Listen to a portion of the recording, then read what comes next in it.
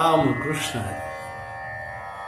आजचा अभंग आहे, नव्हतो सावचित्त तेणे अंतरले हित, पडिला नामाचा विसर वाढविला संसार.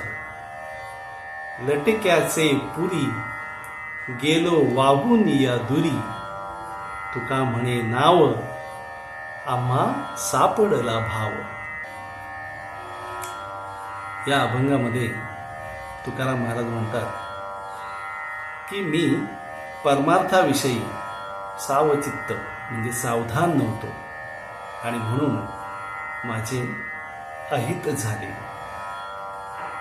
संसार वाढविता वाढविता मला नामाचा विसर पडला. प्रपंचातील खोट्या लोभाला भुललो, त्यामुळे परमार्थापासून दूर गेलो.